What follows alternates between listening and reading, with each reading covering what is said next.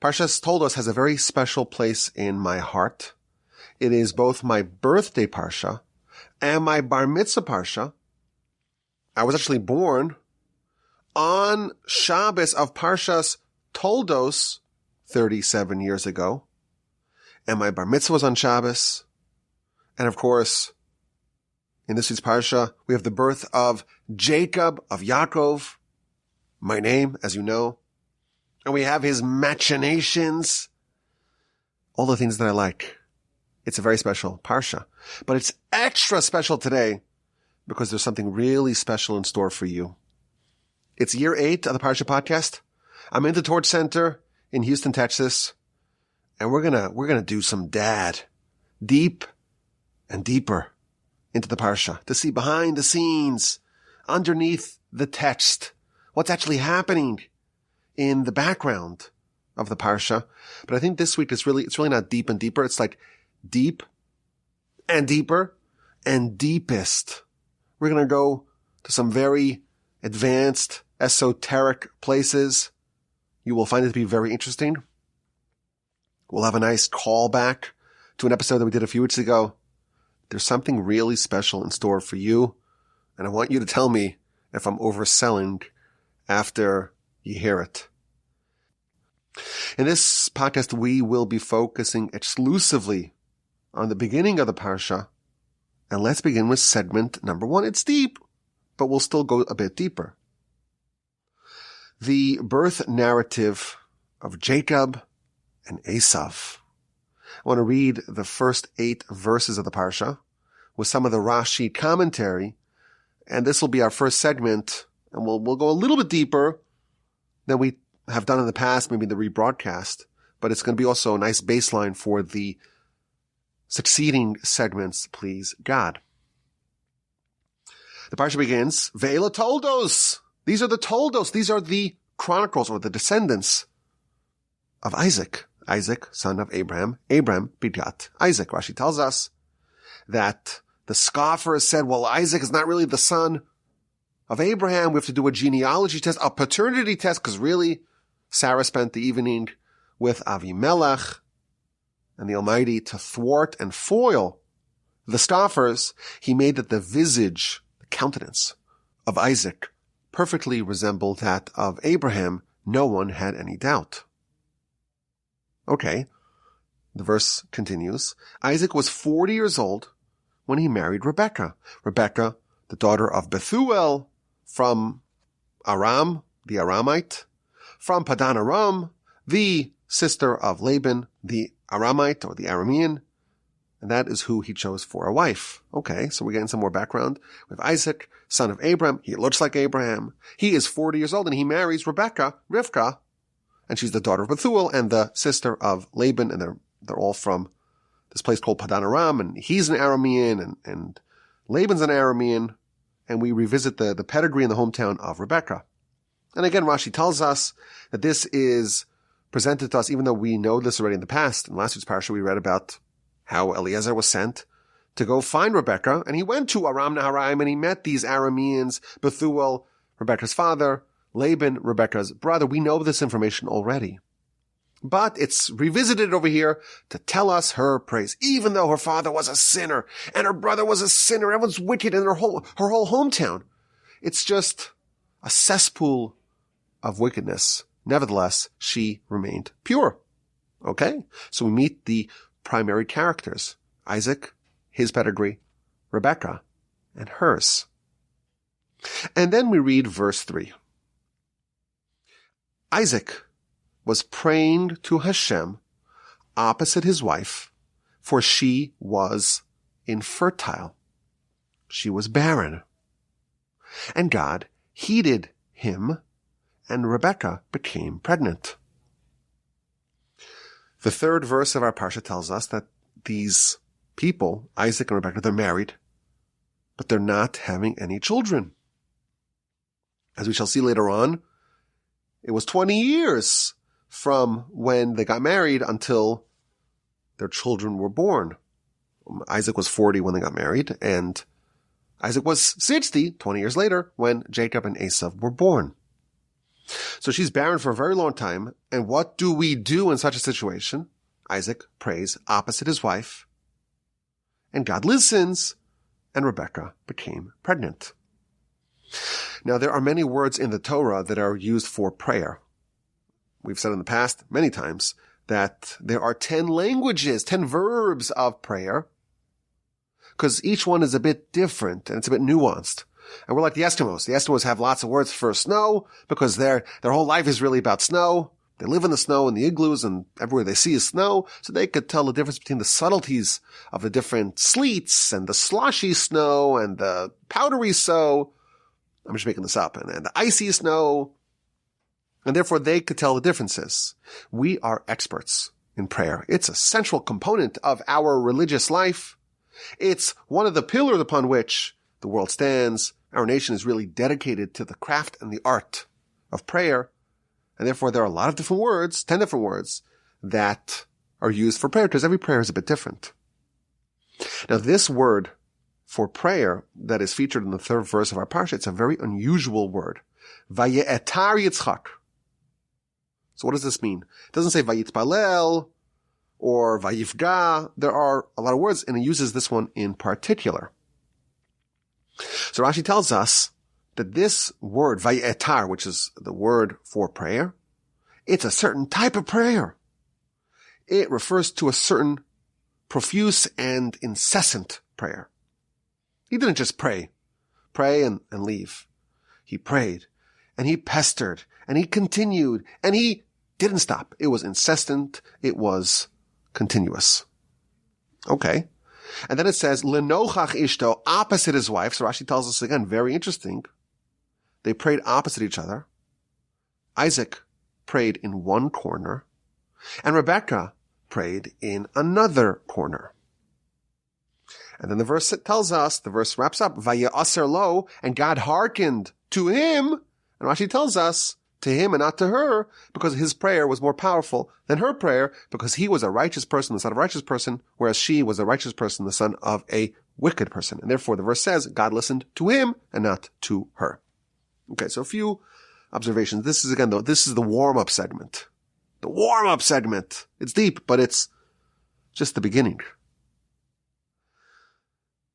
Rashi tells us that when the verse says they prayed opposite each other, it means that he prayed in one corner and she prayed in another corner.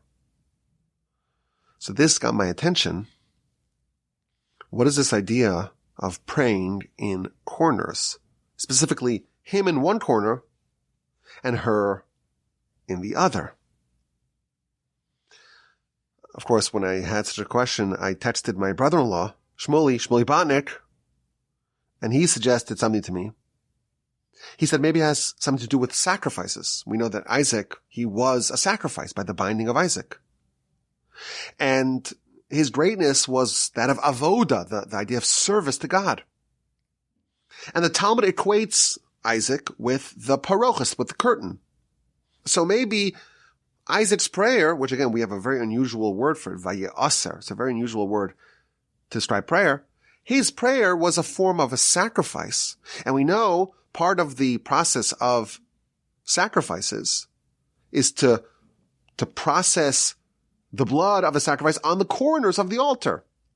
So what Shmuley suggested, what he speculated, is that maybe this idea that Rashi tells us that he's praying in one corner and she's praying in the other corner, that has something to do with a version of sacrifices. Okay, that's what he thought. What struck me is that there's a description in the Talmud about the prayer of Rabbi Akiva. In the book of Brachos, on page 31a, the Talmud tells us that when Rabbi Akiva would pray, it depends. When he was praying with the public, everyone's praying together. So, of course, no one would conclude their prayer before Rabbi Akiva does. The Chazaras HaShatz, the repetition of the Chazan after everyone's prayer would only begin after Rabbi Akiva finished his prayer. So he would pray very quickly to not cause a pain for everyone to have to wait for him. You imagine if the great rabbi prays for 3 hours, everyone sits around and just waits for them to finish. It causes a disruption to the public. So in order to minimize the disruption to the public, the tircha de tzibura, he prayed very quickly. However, when he was praying alone, this is what the Talmud says. You would leave him in one corner, and he would pray and end up in the opposite corner. The Talmud says that his prayer was so intense, and it was so alive, and he was always bowing and prostrating himself and genuflecting to God. And it was so intense, if you started off and he was in one corner of the room, by the time he was finished his prayer, he was on the other end of the room in the other corner. This, to me, maybe is not a coincidence. I looked to see if anyone makes the connection between the prayer of Isaac and Rebekah, each in their own corner. And Rabbi Akiva, the Talmud tells us that he prayed from one corner to the other. It seems to me, again, we're just getting warmed up here. It seems to me that there's a form of prayer in corner A and a form of prayer in corner B. There's a prayer of Isaac and there's a prayer of Rebekah. Each one is in its own corner. And somehow Rabbi Akiva was able to incorporate both the prayer of Isaac and the prayer of Rebekah. He prayed in both corners. There's a secret here. We're going to put a collective pin in it because, again, we're just getting warmed up. We go a little bit deeper, but it's okay if we don't understand everything the first go round. Now, there's another observation here in this verse. The verse says that Isaac prayed, and again, the word that it uses, vaye'atar Yitzchak, it's a very unusual word for prayer. And Rashi, of course, says it's an incessant prayer. But the Midrash observes that when the verse says that God hearkened to Isaac's prayer, it says, Vaye'aser lo Hashem, which is the same word, Vaye'atar and Vaye'aser lo Hashem. It's the same letters in Hebrew. So it's an unusual word for prayer, but it's the same unusual word for hearkening the prayer. And the Midrash says something unbelievable.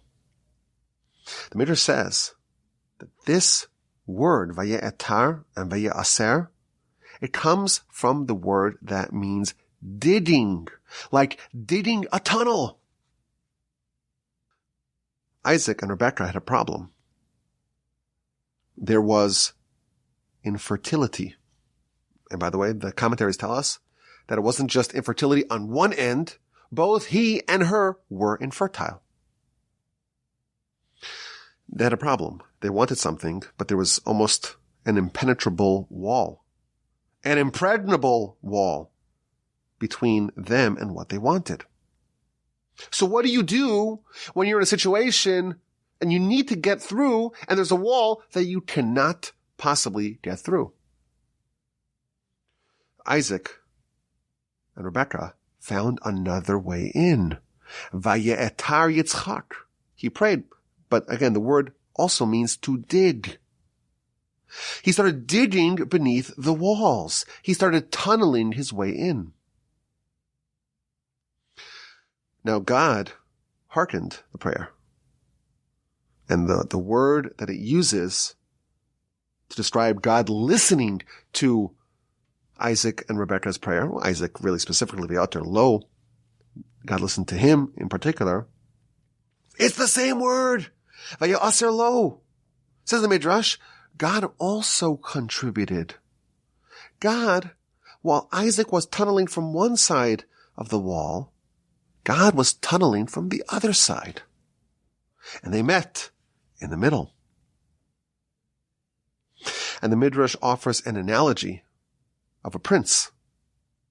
The prince wants to get into the treasure house of the king. He wants to get some of the treasures of the king.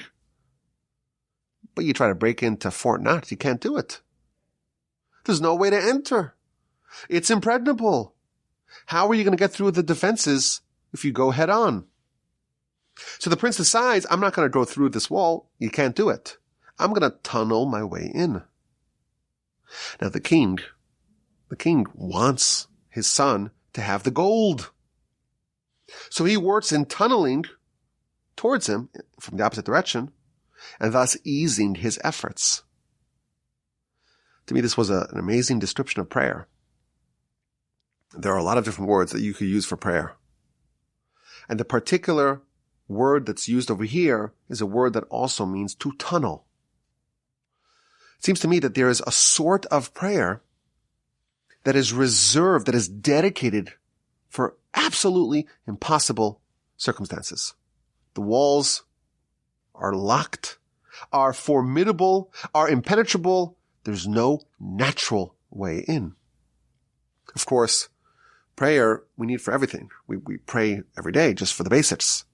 And even the things that we hope we could get in a more natural way, it makes sense for us to get. It's not a violation of the rules of physics or nature for us to get it. We still pray for that.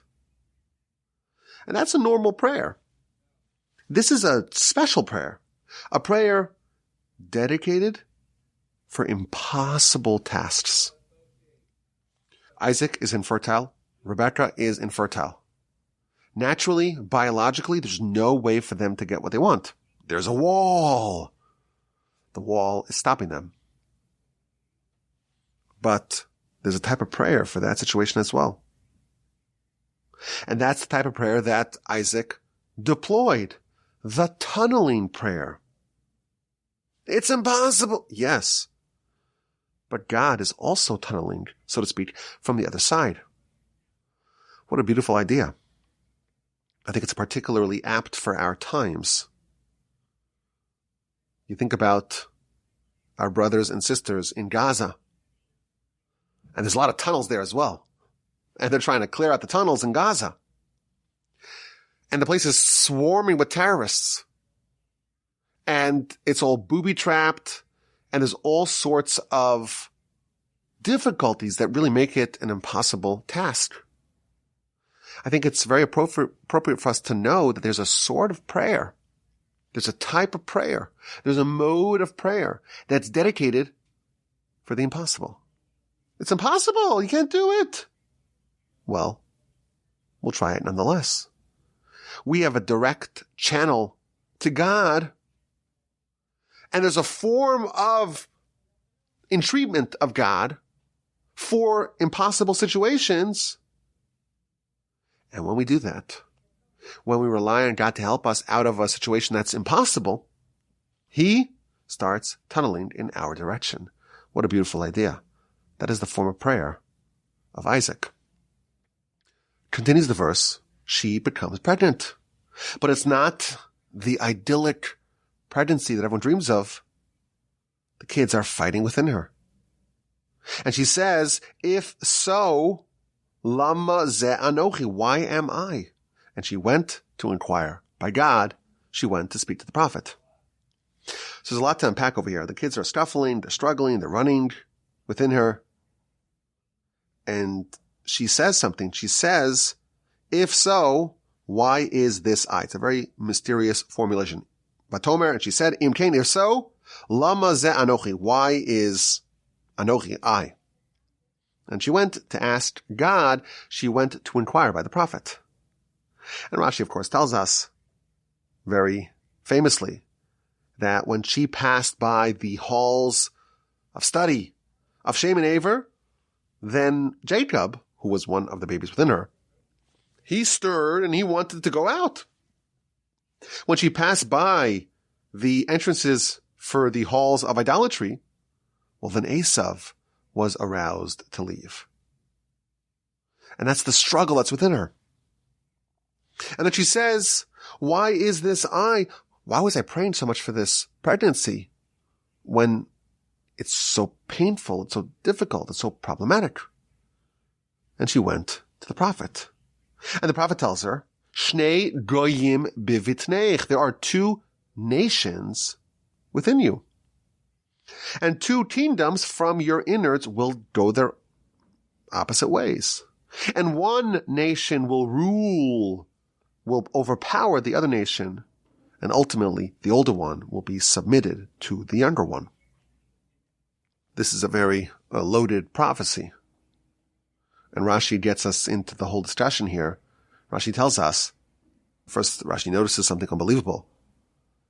The verse says, Shnei goyim bivitnech. There are two nations within you. The word goy means nation. Goyim is nations. There are two nations within Rebekah.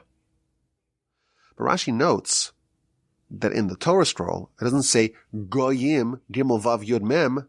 It says geim, gimel yud yud mem. The word geim means proud ones.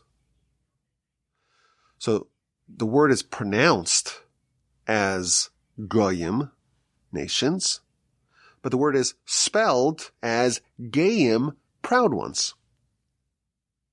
So both of them have to be true. Whenever the Torah has a word that's spelled one way and pronounced a different way, it means that both of those words, the way it's spelled and the way it's pronounced, are both part of the message. So of course, the message of goyim, there are two nations within you. Jacob will found a nation.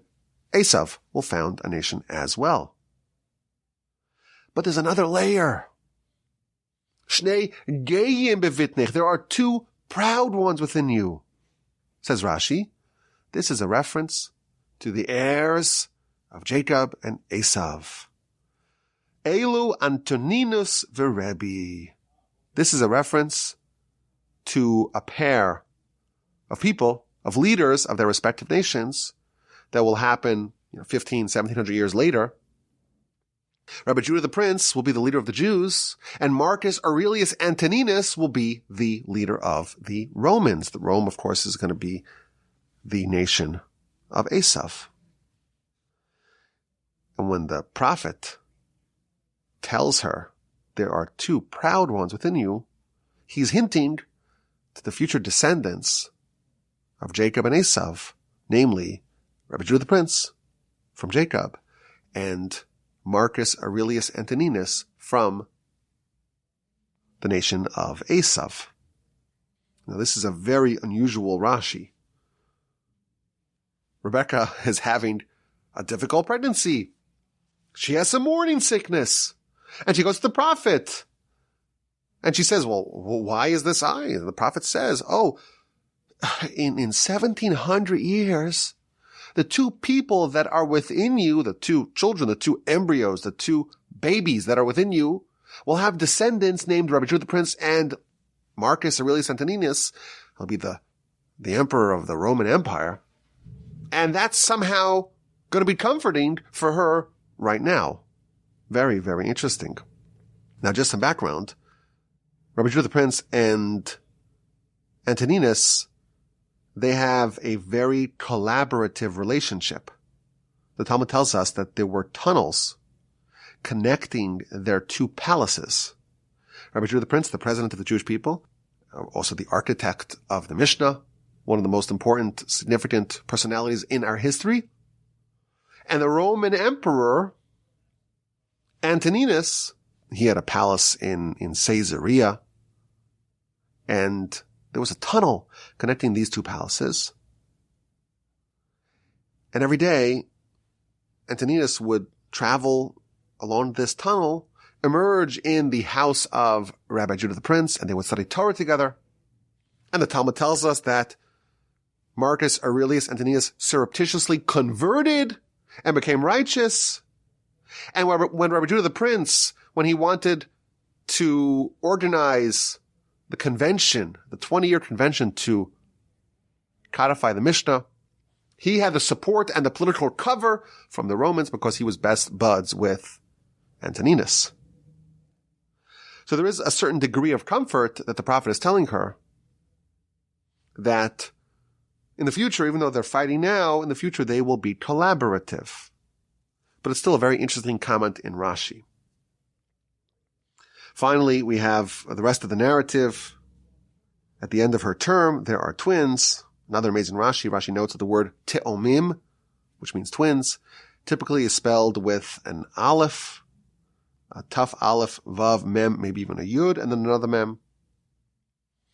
And here it says tomim. It's spelled missing some letters.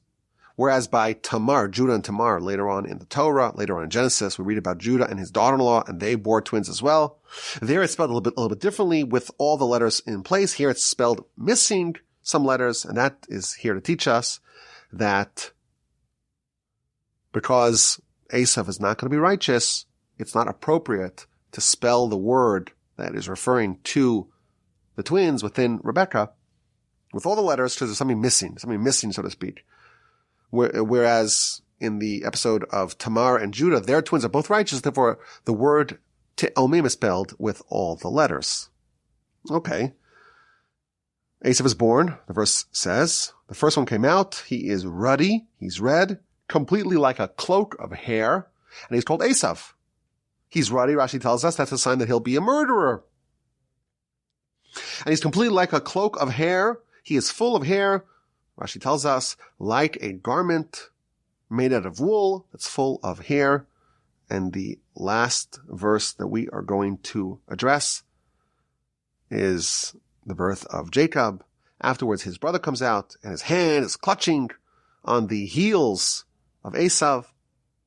And he's called Jacob, and Isaac was 60 years old when they were born. And again, there's another amazing set of comments here in Rashi.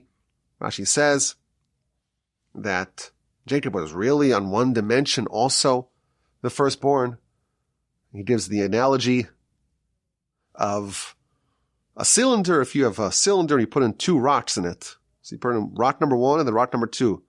Now you want to empty out the cylinder. Which rock comes out first? The rock that you put in second comes out first. Jacob was really the firstborn. He went in first. He was conceived first. And the next one was Esau. But because Esau went in last, first in, last out, second in, last in, first out, Esau was really, on one dimension, younger. Okay, interesting. And Jacob is clutching onto the heels of Esau. That is a sign, Rashi tells us, that Esau will not finish his journey before Jacob comes and grabs it from him.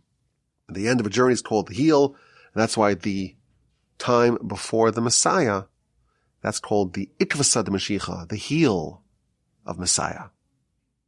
Okay, that's segment number 1. We have the introduction, the birth narrative of Jacob and Esau, Rebekah, with the prayer, the tunnel prayer, of course, the very deep kind of prayer where you're burrowing under an impenetrable wall. We have the difficult pregnancy. She goes to the prophet. The prophet tells her there are 2 proud ones within you. That's Rabbi Judah the Prince and Marcus Aurelius Antoninus. And we have the birth of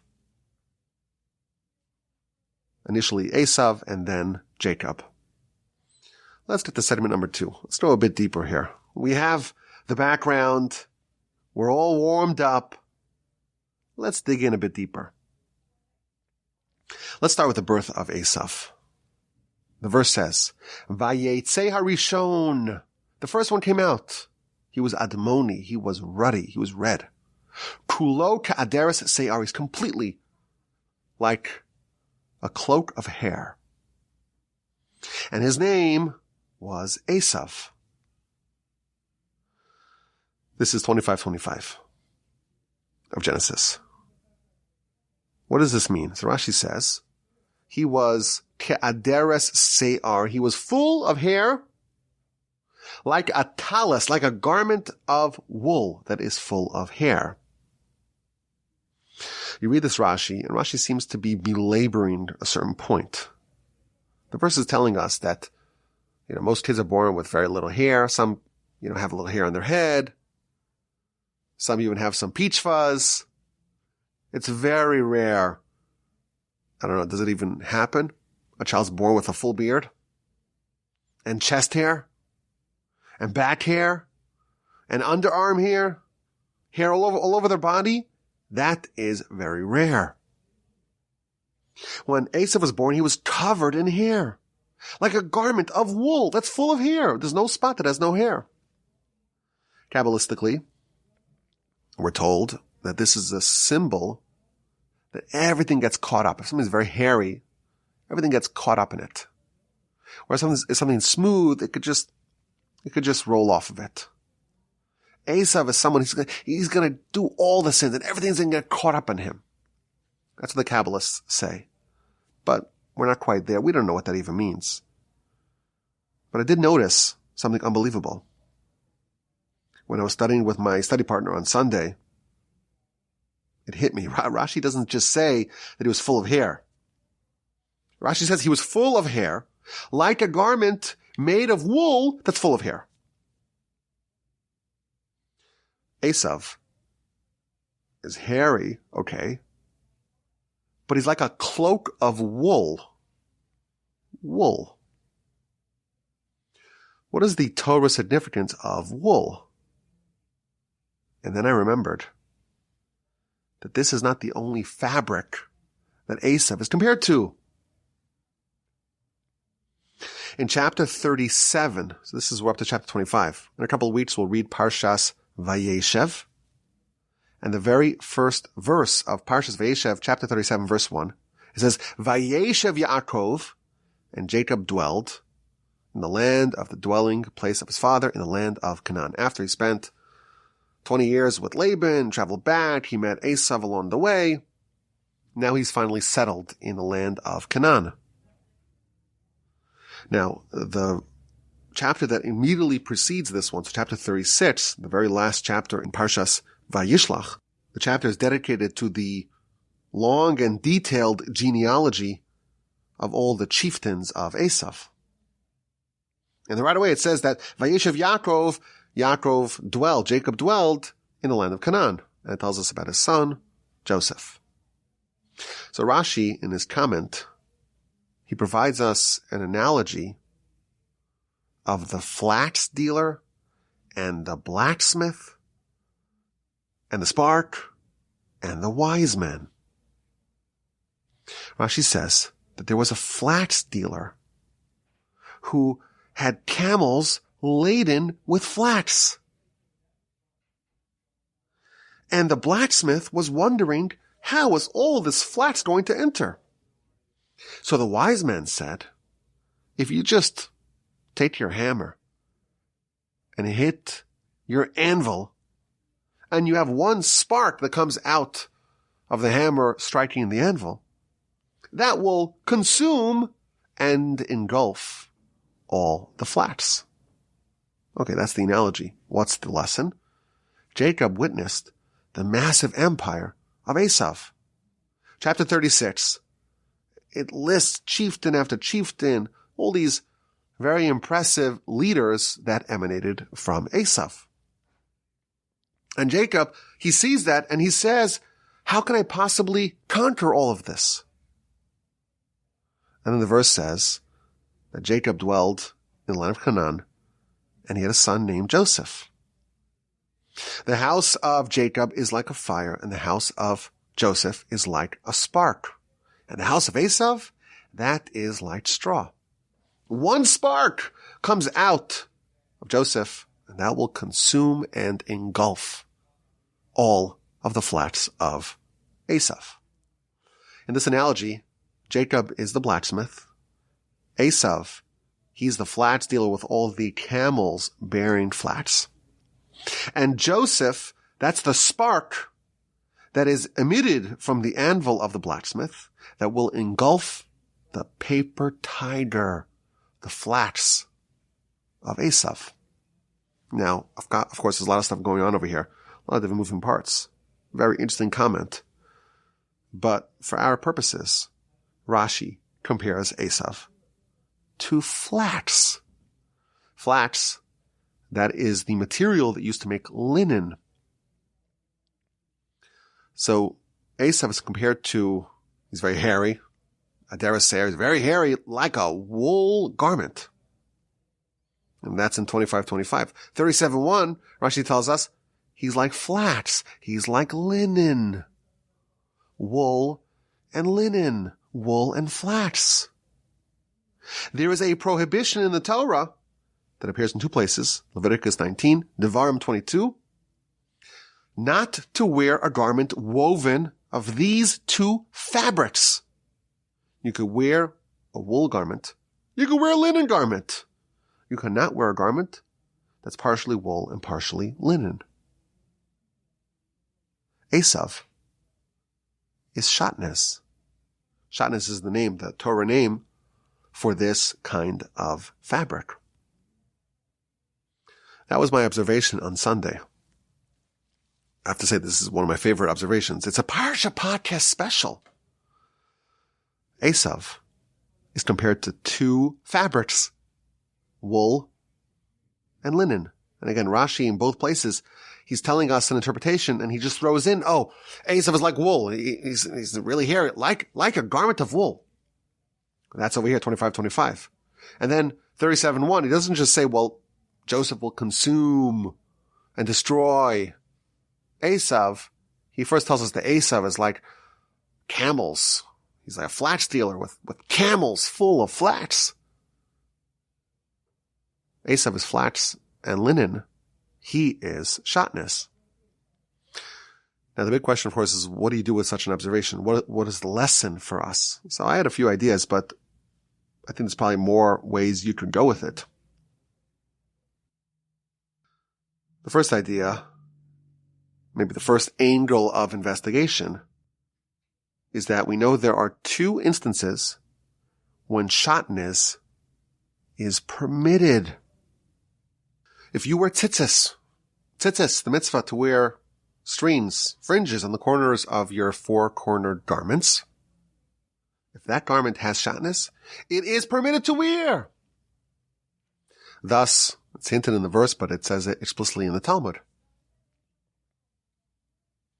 In addition, the Kohen Gadol, the high priest, and according to some, also the ordinary Kohen, they are allowed to wear Shatnez because some of the garments of the priesthood are, in fact, made out of Shatnez. What this tells me is that the essence of Esau, Shatnez, there are foils for Esau. And one foil is the tzitzis. And the other foil is the Kohen Gadol, the high priest, and maybe even the ordinary priest doing work in the temple. And I think there's some ways to go with this. I had an idea, just one way of how to interpret this. The verse tells us when you wear tzitzis, you're supposed to remember God. And then not deviate after your eyes and after your heart, etc. That's the verse in Numbers 15. Esau has a very, very, very good memory. In our Parsha, after Jacob usurps the blessings from Esau, Esau vows to kill him. And that's why Jacob has to flee. And it's almost 35 years later. They meet again, and Esau is still piping mad. He still has the fire of vengeance from the crime of 35 years prior. It seems like Esau, one of the flaws of Esau is that his memory is so sharp, but for evil, for vengeance, for bloodlust.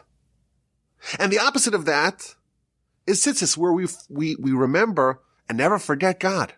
And we never forget his mitzvos. And the passion and the love and the intensity of the connection that we had to God at Sinai that is preserved via the tzitzis.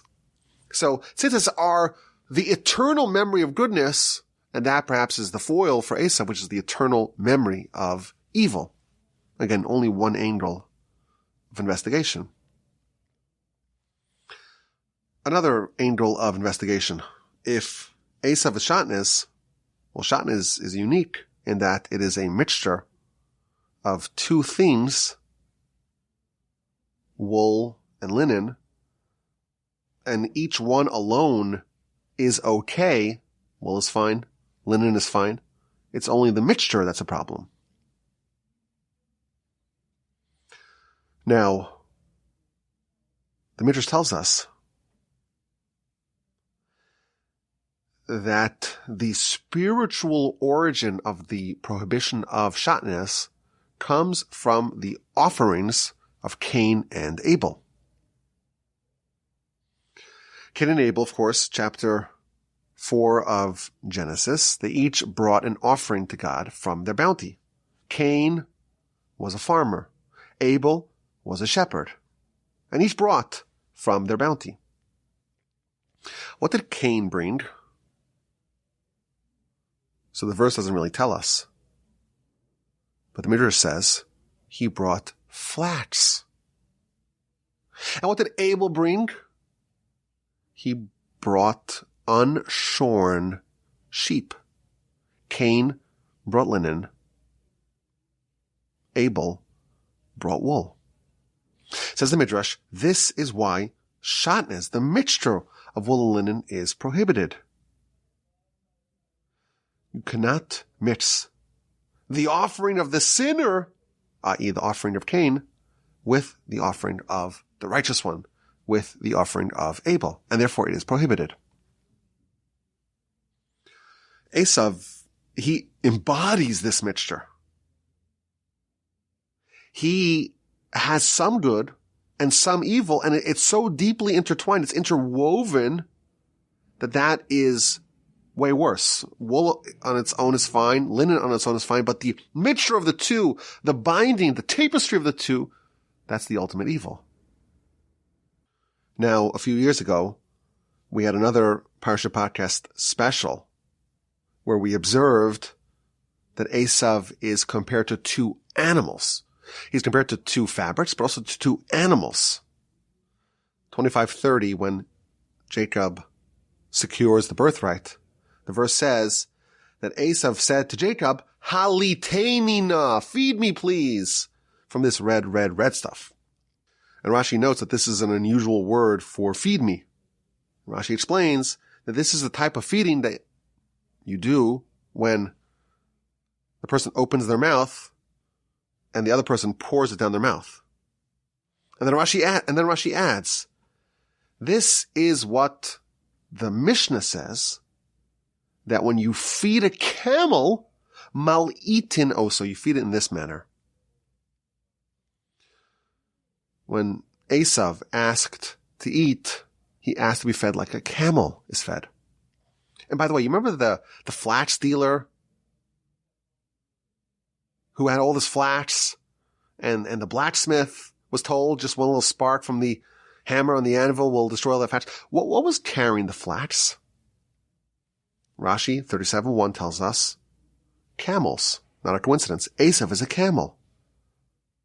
Now, a camel, it's a very unusual animal from a Torah perspective because the camel has one kosher sign, but not the other. It does, in fact, chew its cud, but it does not have split hooves. And thus it's appropriate for Esau, who is this mixture of good and evil, who is the wool and linen together, it's appropriate for him to be compared to a camel. Now, there's another animal that Esau is compared to, 26:34. The verse says that Esau was 40 years old when he married his two wives, Yehudit and Basmas. Who else got married when they were 40? So, of course, the beginning of the Parsha tells us that Isaac married Rebekah when he was 40. Says Rashi, 26:34, Esau was like a pig. A pig, it's not a kosher animal, but it does have split hooves. And when a pig lies down, it extends its front legs in front of it to purport to be kosher. Look, I'm kosher. Look, I have split hooves. Esau is like a pig. His whole life is a whole long career of crime. For 40 years, he's kidnapping women and he's raping women and he's committing adultery with women. And then he turns 40 and he says, "Oh, I'm 40. Well, I'm like Isaac. Isaac was 40 when he got married. I'm going to get married at 40 as well." And thus, Isaac got married at 40 and Esau, like a pig trying to brandish its sign of righteousness, holiness, and being kosher, he got married at 40 as well. And again, a pig, very unusual animal from a Torah perspective, because it has one kosher sign. It does, in fact, have split hooves, but it doesn't have the other. He's compared to a pig. He's compared to a camel. He is shatnez. That is what Esau is all about. And that's what makes him so dangerous. Esau is not someone who is a complete wicked entity with no redeeming qualities. He does have a foothold in holiness. But enmeshed in that, mixed and woven into that, is impurity. Again, if you have linen on its own, it's fine. Wool on its own is fine. It's only if you take the linen of Cain and you empower it and you amplify it with the wool of Abel, only then when you have amplified impurity, that is very dangerous. Obviously, this is very deep. We'll call it deeper. But there are yet more layers to go. And let's get to segment number 3. This one comes courtesy of one of the great works of Kabbalah, the Megala Amukos, which literally means the Megala, which means the revealer of Amukos, of the depths. There's a book written by one of the great Kabbalists. He lived in the late 16th century. His name was Reb Nosson Nata Shapira. And his work, the Megala, because we've quoted it a few times on the Parsha Podcast, it's one of the great works of Kabbalah. I will tell you, his last name was Shapira, or Shapiro. My mother's maiden name is Spira, which is Shapira. My grandfather, my maternal grandfather, he was the son of the son of the son of the son of the son of this author of the Megala Mukros, 12 generations. So, our theme this year on the Parsha Podcast is Dad. This segment, it's Dad in more than one sense of the word. It's kind of my great-grandfather, a blessed memory, 14 generations back. And I think it would qualify as not just deep and deeper, it's the deepest. Listen to this. What happened the first time that Rebekah met Isaac? In last week's parsha, we had the very long narrative of Eliezer going to Aram Naharaim, taking the camels, and negotiating with Laban, with Bethuel, and going to the well and making that prayer, the right one. She should give me water, but also to my camels. Finally, Eliezer's heading back. And the verse tells us, chapter 24, verse 64. Rebekah lifted her eyes, and she saw Isaac. Vatipol me'al hagamal. And she fell off the camel. She saw Isaac, and it must have been a very impressive sight. And she fell off the camel. And the Torah tells us that. Isn't that interesting? For us, we would say that's a trivial anecdote. Why does it have to be in the Torah? What is the significance of this factoid that Rebekah fell off the camel when she saw Isaac? What's it telling us? It seems so unnecessary. What does a camel symbolize spiritually? We just said, a camel's a mixture. It's a mixture of kosher and non-kosher. It has one sign but not the other. Esau is a camel. That's why he's a problem. What is the first instance of the idea of a mixture of good and bad? That, of course, is the tree of knowledge. Eitz Hadas, the tree of knowledge, Tov Vara, good and evil. The original sin of Adam and Eve was the imbibing of the mixture. That sin is akin to the camel. The Midrash actually tells us, I'll tell you something you didn't know yet. I'll be very surprised if you did know this. The Midrash says that the serpent, the primordial serpent who enticed Adam and Eve, he was the size of a camel. And on top of this camel was an angel, the one that we're not allowed to pronounce his name, Samach Mem Aleph Lamed. We call him Uncle Sam here. This serpent was really, or it was like a camel, it was the size of a camel, and on top of it was riding this angel, Samach Mem Aleph Lamed. So a camel is a mixture of good and evil, and here's the callback. Remember a few weeks ago, Parshas Noach, we spoke about the dimensions of the ark. And we spoke about how Samach Mem, that's the sign, that's the impurity, that's the poison, that's the venom of this angel. But the Aleph Lamed, that's the name of God, and that is the 1 and the 30, that is the antidote, so to speak, to said angel. So we have this camel, who's a mix of good and bad, and we have the angel, which is also good and evil interwoven. And Rebecca, she's riding her camel. The camel, the symbol of the tree of knowledge, good and evil.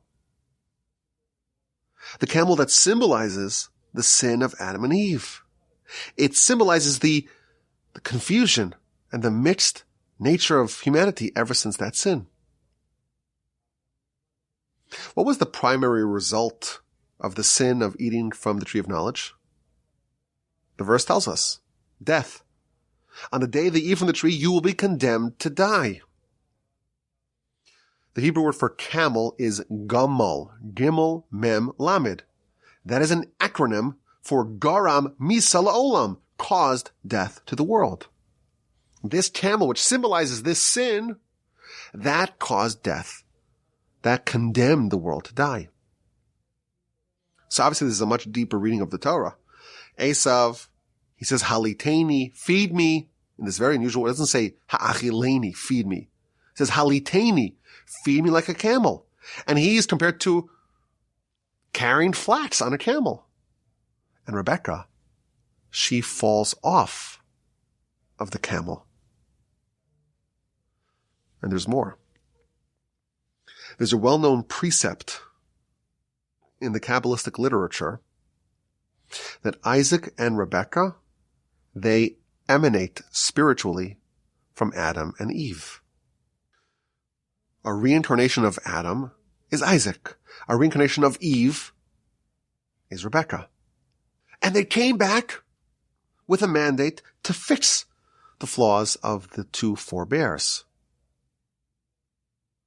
Adam and Eve, they also gave birth to twins, Cain and Abel, one good and one wicked.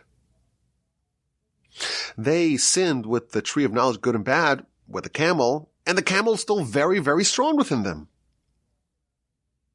The first time that Isaac and Rebekah met, Rebekah fell off the camel. She's slipping off the camel. She's divesting the camel. She's removing the camel. She's smoking it. She's trying to eliminate this notion of the camel, the mixture of good and bad. She's trying to shed it. She's trying to remove it. And at least that's what she tried to do. That's what she thought she was doing. 20 years later, she's pregnant with twins. And whenever she passes a house of scholarship, Jacob wants to go out.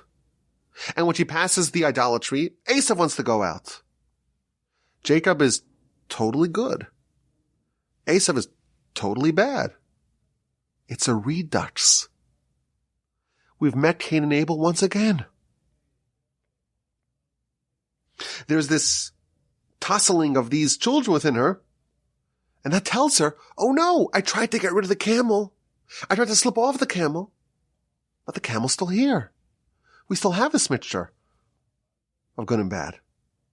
She thought there was progress, and now she's realizing that there has been no progress in her efforts. She's back to square one. And what does she say? Why am I? For what am I? I've done nothing. I've improved nothing. The only reason why I exist is to fix the sin of Eve. Why am I here? I haven't made any progress. I'm still squarely on the camel that I thought we smoked. And she went to inquire with the prophet. And he comforts her. There are two nations within you. It doesn't say goyim nations. It says gayim, proud ones. And that's Rabbi Judah and Antoninus. And again, we were wondering, why is that pertinent over here? Why is that salient now? Why is that germane to her now? And she's appeased. She was worried that she was still squarely on the camel. There's 100% good with 0% evil, and 100% bad with 0 good. There's no progress. And the prophet reveals to her, no. You did make some progress. Jacob and Esau, they will be embodied by Rabbi Judah the Prince and Marcus Aurelius Antoninus. And he's going to be righteous. And he's going to repent. And he's going to help Rabbi Judah the Prince in the sacred effort of writing down the Mishnah.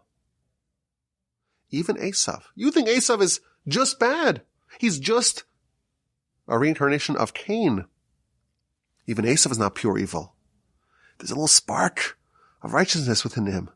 And that spark of righteousness will be fanned to life in Antoninus. Within you, the prophet tells her, there is Antoninus. Even though Esau is totally wicked, it's not totally wicked. It's not full camel. There's a little spark, a little dose, a little modicum of righteousness within him. Antoninus is within him still. And she's comforted. The camel, it's been a little bit distanced from her. She did accomplish something. Some work had been done in smoking the camel. And yes, it won't be manifested for many centuries, but the mere knowledge that some progress had been made, that was sufficient to provide her with a modicum of comfort. Wow. What an insight. Thus concludes segment number 3, Deep, Deeper, and Deepest. I have nothing to say but the fact that how fortunate are we, how lucky are we that we get to enjoy such a rich and delightful experience together here on the Parsha Podcast from the Torch Center in Houston, Texas. We have some nice ideas to take away with us. The tunnel prayer. I love that one. Isaac faced an impossible task. It was not possible. And he found the form of prayer. There's a mode of prayer. The boring company prayer. Dig under. And when you do, God will dig in the opposite direction, so to speak. We see all these citations, all these sources describing Esau in all these interesting ways. He's a camel. He's a pig. He is wool and linen. He's shatnez. That's what it is revealing to us about him. And we see the whole camel theme. And Rebecca, and she's worried about it. What's going to be? I tried to get rid of the camel. But the small progress in the sacred effort to eliminate the camel, so to speak, of the sin of Adam and Eve, that provided her comfort. I started off the podcast by saying, well, this is going to be a special one. Was it?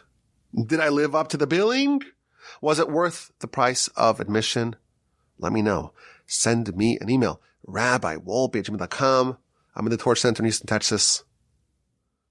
I appreciate your listenership. I hope you have a wonderful day, a splendid rest of your week. I hope to only hear good news from our brethren in the land of Israel. Have an incredible Shabbos upcoming. How fortunate are we to have the Almighty's Shabbos? It's a gift that He gave us. How fortunate, how lucky are we that we have the Almighty's Shabbos.